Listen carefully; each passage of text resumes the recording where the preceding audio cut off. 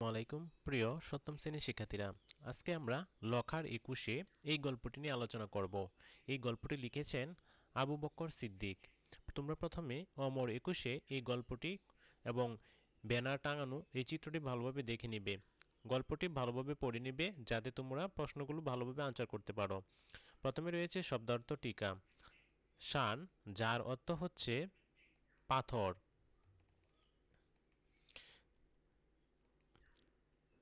তেনাখানি, পুরনো ছেঁড়া কাপড়। বিখ, ভিক্ষা। মেজে, চেয়ে, মেঙে চেয়ে, গুলি খেলা, মার্বেল দিয়ে খেলা। ছায়া দেখলে বুক কাঁপে যার, যে নিজের ছায়াকে ভয় পায়। বিষ, যে পদার্থ শরীরে ঢুকলে যে কোনো প্রাণী অসুস্থ হয়, কখনো কখনো মারাও যায়।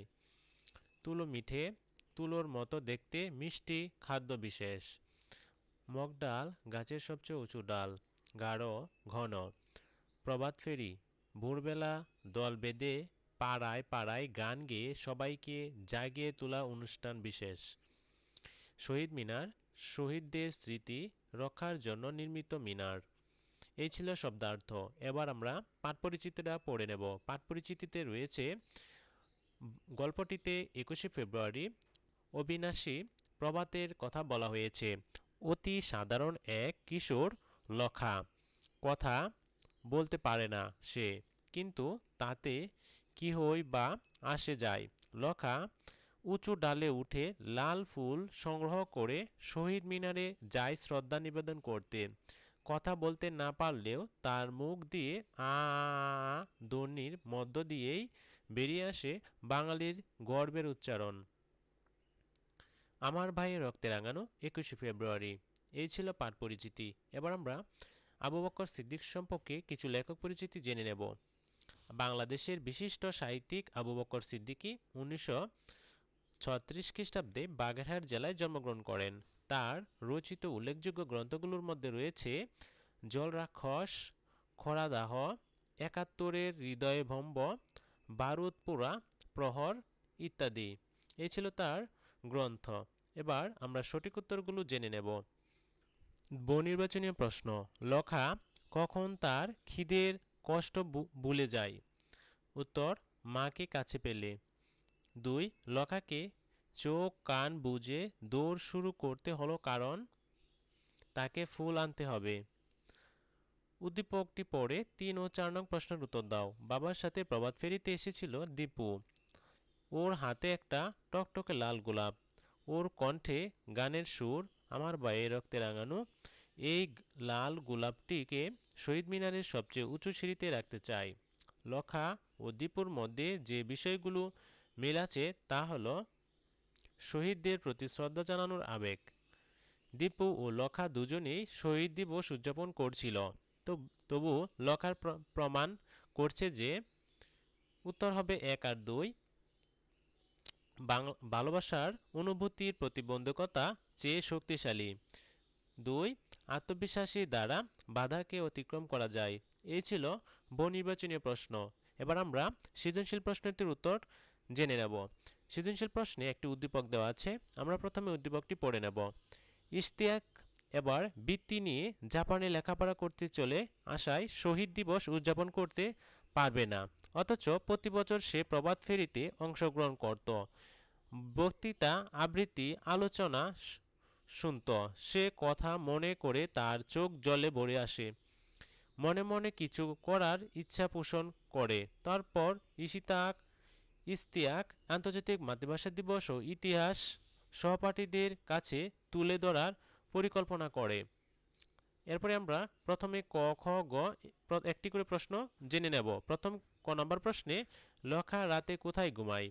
এটার উত্তর হবে লখা রাতে ফুটপাতের ঠান্ডা স্থানে ঘুমায়। খ নম্বর বলছে জিতে গেছি আমি, গর্বে বুক ফুলে উঠে লখার। কথাটি দ্বারা কি বোঝানো হয়েছে? এ কথাটি দ্বারা ফুল দিয়ে লখা মাটিতে নেমে আসার পর মনে করে সে জিতে গেছে এবং গর্বে তার বুক ফুলে ওঠে।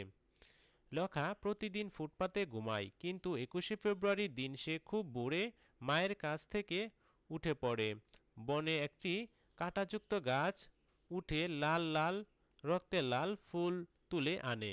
কাঁটার আঘাতে তার সমস্ত শরীর রক্ত হয়ে যায়, কিন্তু এত কিছুর পরেও সে ফুল পেড়ে আনতে পেরেছে বলে নিজেকে জয়ী ও গর্বিত মনে করে।